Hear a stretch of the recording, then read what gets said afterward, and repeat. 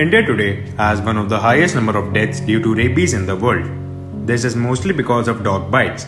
This has created a lot of fear and hate among people for dogs. As a result, people are indulging in cruelties against them. They are relocating, beating, burning, and even killing dogs. To counter this, we, the students of Enactus Motilal Nehru College, University of Delhi, started Project Desi in 2014. When we started this, there were 23 dogs on our campus and we decided to give them a safe and cruelty-free life. Desi stands for duty to empathize, sterilize, and immunize. We fulfill our duty to empathize by feeding the college dogs daily and gave them beautiful names like Jojo, Razia, Kali, Emma, and many more. To fulfill our duty to sterilize, we collaborated with PAWS and EBC unit and got all 23 dogs sterilized to control their population in a human way.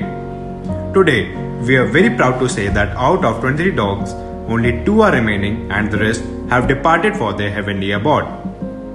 To fulfill our duty to immunize, we made sure that all dogs on campus receive the rabies vaccine every year. By doing this, we were able to make our campus canine rabies free. But the lives of dogs outside our campus are still full of challenges and cruelties. Mainly because people think that if a dog bites, they will be infected with rabies.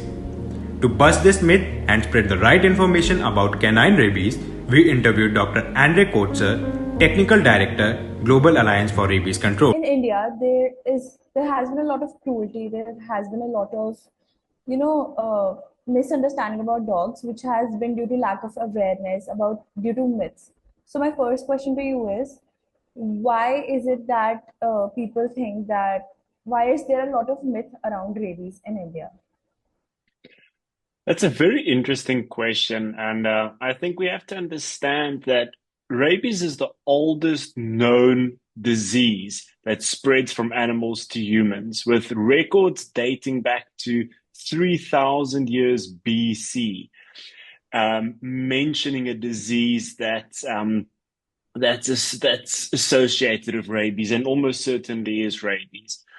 And essentially, what that tells us is we're looking at almost a history of 5,000 years where there is a fear of dog bites ending in an excruciating death. And I think that's really led to this misperception of dogs equals rabies, which is not the case at all. Right. All right. So, if a healthy vaccinated dog that is not infected with rabies bites someone, can that lead to rabies? No, not at all. So we know that if we vaccinate a dog against rabies, preferably every single year, and we use a high quality vaccine, we know that dog is protected from becoming infected. And it doesn't just benefit the dog, it actually means the community where that dog lives are also protected from rabies, because those dogs can not only not get infected, they can't spread the disease onwards because they're not sick with it. Right. All right. So, my next question to you is, what steps can be taken to effectively eradicate canine rabies from India? So we go straight back to dog vaccination. We know that if we vaccinate at least 70% of the at-risk dog population, we can interrupt disease transmission and eliminate the disease.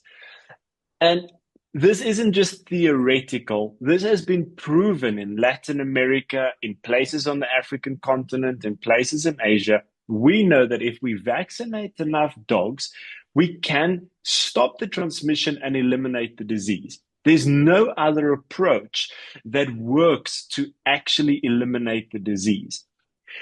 But to be able to vaccinate enough dogs, you do need certain accompanying elements. We need awareness and buy-in from dog owners. We can have all the vaccine that we need. If people don't bring their dogs for vaccination, the dogs won't be vaccinated. We also need governments to take this disease seriously, to invest the money that's needed to buy enough vaccines to vaccinate enough dogs. And at the same time, rabies elimination doesn't happen overnight. It's a gradual decline. So while these dog vaccination campaigns are ongoing, we need to ensure that people have access to post-exposure prophylaxis to prevent them from becoming infected while the disease is eliminated from the dog population. So it's quite a complicated process, but the principle is very simple. If we want to eliminate rabies, we have to vaccinate enough dogs against the disease. Agreed, sir, definitely. So my next question is, dog bites are fairly common in India. What are some main reasons that a dog might bite someone, and how can such instances be prevented? So that's also a very, very interesting question. We have to understand that around the world, less than 10% of dog bites originate from a dog with rabies. Very few dog bites are actually from a dog with rabies. And the reason for that is on dog behavior. We have to understand that if a dog feels threatened or scared or stressed, it primarily has two ways to deal with that stress. That's either by flighting, by running away, or by fighting, which is in their case, biting, where humans can have various ways to handle stress. Dogs primarily rely on those two approaches. So what we need to do if we want to talk about preventing dog bites is to realize we need to take actions in such a way that does not give a dog fear or stress. When it comes to children, so many dog bites happen because children do not know when a dog is feeling stressed or scared. Things like trying to pet a dog while it's eating food, trying to take a dog's puppies, trying to hit a dog because it's a bother in the street, all puts stress on that dog, and the dog feels compelled to defend itself. And this is a natural behavior. This is not malicious from the dog. This is how the dog handles it as a natural function. So how can we prevent dog bites? We don't have to avoid every single dog. Not all dogs are aggressive dogs. If we can put dogs in an environment where they feel safe, dog bites will decrease. But the number one rule is if we want to avoid dog bites, if you are unfamiliar with a dog, don't engage with it. Stay away from that dog. Don't try and chase it. Don't try and hit it. Don't try and pull it by the tail. Avoid a dog bite is the best done by avoiding dogs that you don't know. But we also need to teach children and people about having happy, healthy dogs in the community and how we can recognize those signs that this dog is not a threat.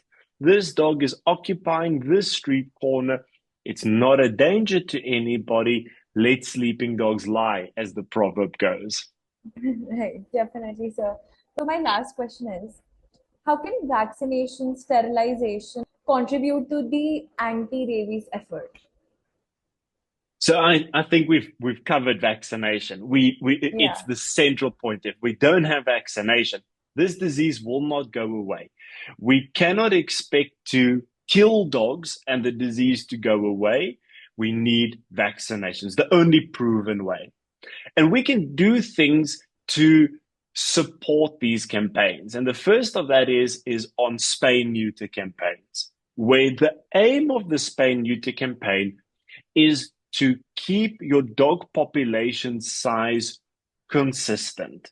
And it's very important that we have these programs. Not only do they greatly benefit the animal that's been sterilized, because dogs that have been sterilized have less diseases and transmissible diseases. They're less likely to run around looking for a mate, which means there's less dogs running in the streets, less traffic accidents because of dogs. But also, it ensures that that dog population that has been vaccinated remains consistent, because every year dogs will die due to age and new dogs will be born. All new dogs that are born once again reduce that vaccination coverage. By having a spay neuter program in place, we keep that dog population consistent, which means we keep that vaccination coverage high enough. We want dogs to be vaccinated and then be considered valuable partners in the community. Because, as I said, a dog that's been vaccinated is not transmitting rabies onto humans. Right, definitely, sir. So that was it for my questions. Thank you so much for answering them with It's such an detail. absolute pleasure, and thank you for inviting me to take part.